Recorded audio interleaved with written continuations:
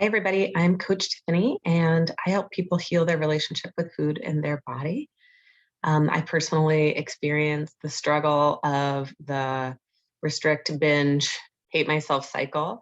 And even before I ever dieted, I feel like I was challenged in my relationship with my body.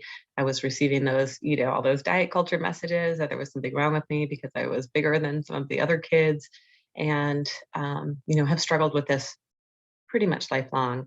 So when I finally found peace, I decided to actually get certified in intuitive eating and dedicate my life to doing this work, to helping others find that peace so that they can do what they really want to be doing in the world.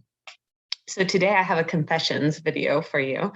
And that the reason I'm doing this is because I find that people have a preconceived notion about intuitive eating, about what healing their relationship with food in their body would look like. And many times people think that it means that you'll be thin. And so my confession today is I still gain weight.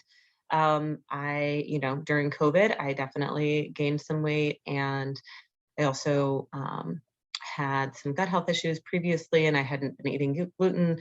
And I decided that, due to a lot of my healing of my mental and emotional relationship around food, and in healing some of my physical issues by attending to some of my underlying health issues, I also was able to feel safe to liberalize my diet. So I added in gluten and, really can eat anything now. And that journey has been wonderful. It's been so freeing. And I really feel great about being able to, eat at a food cart and not even worry about what are the ingredients, really just focused on what feels good to me and what I enjoy. So that's been really wonderful. But yeah, in changing the way I eat, kind of expanding things a little bit, and in all of the stress of the pandemic, and some of you know that I've gone through a lot of life changes, I have gained weight. Does that mean that I'm not a good intuitive eating coach? No. Does that mean that I don't have a healthy relationship with food or a healthy relationship with my body? No. It only means that my body is doing what it needs to do to support me as best it can, to get through life as best as can. And today I trust that.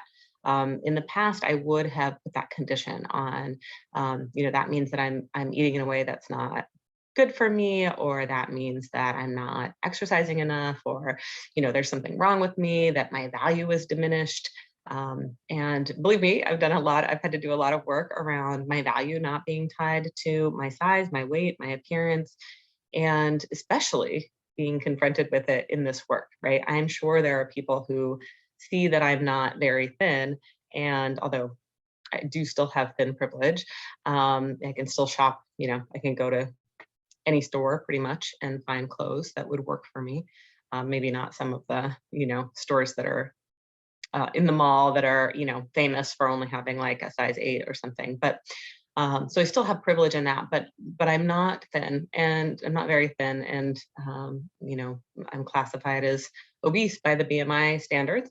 And I know that there are people who would see me and think that means that I'm not a good enough coach. That means that I haven't achieved, this ideal. And it's true, I haven't achieved the thin ideal. I believe that the thin ideal is completely based on anti-fat bias, which has, racist roots and is a system of oppression in our culture.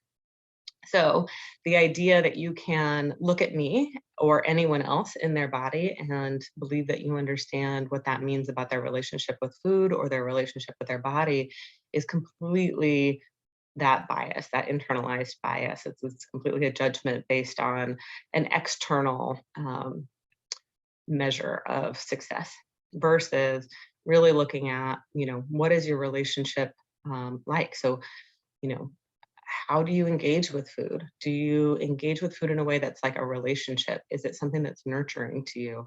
Do you care for yourself using food? Are you able to be judgment free about behaviors that maybe don't feel amazing. For example, like using food to soothe, or eating when you're not full or not hungry when you're already full. Are you able to look at those with curiosity and compassion, and look at those as things that are adaptive, coping, strategies, right?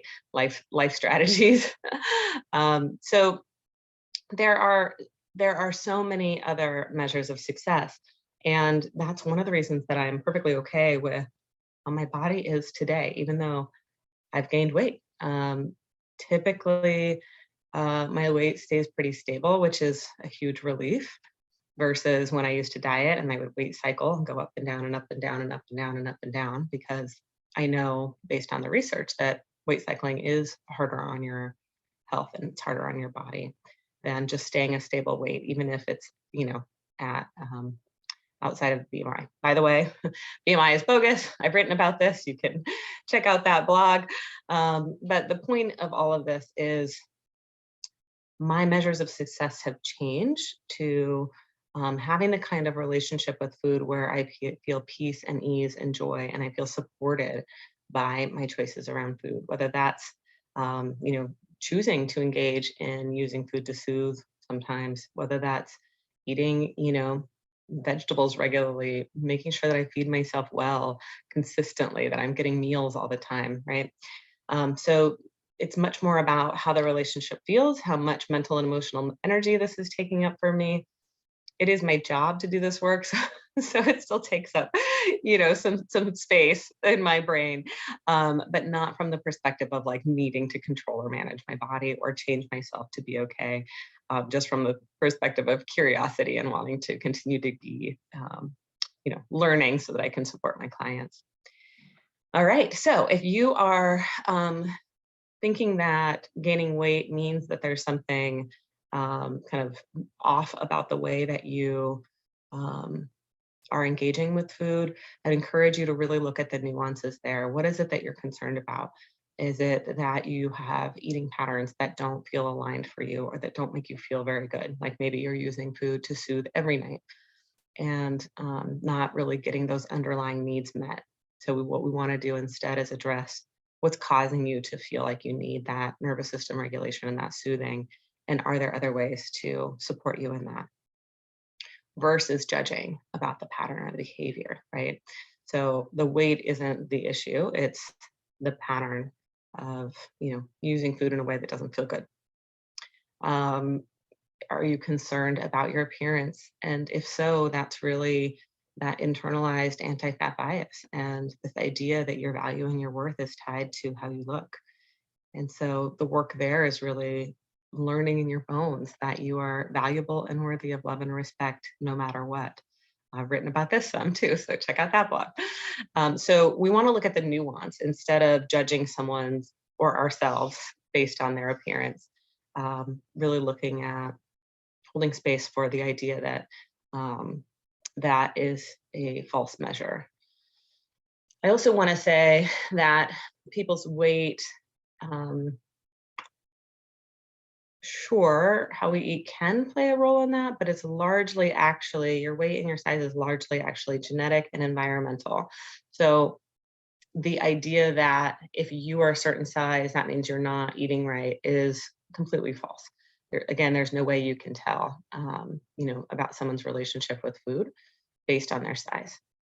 And in addition to all of that, even if someone chooses to eat food, in a way that is, again, like eating beyond fullness or using food to soothe consistently, who are we to judge? Those things are the idea that you are morally superior if you eat perfectly is, again, that diet culture messaging, anti-fat bias. It is also something that we take for granted as in a place of privilege, right? So having access to um, things like vegetables, having the bandwidth to prepare them, having, a life that supports that, or being able to like pay someone else to do that work, right? Um, and it's fine for people to decide to eat in whatever way. If someone wants to eat, potato chips every day, all day for the rest of their lives, and that's all they want to eat, and that's what feels good to them. Or even if that feels bad to them, for whatever reason, they're making that choice. And we need to support people's autonomy in that and not tie their value and their worth to that. Yeah. So that's my confession today. I gain weight. I'm a human. My body does what it needs to do. That doesn't say anything about my value and my worth. It doesn't say anything about my relationship with food or my body. It simply is a product of um, my physiology doing what it needs to do. All right. Hope you have a great day. If I can support you in any way, feel free to reach out. My email is Tiffany at CoachTiffanyRN.com. Thanks.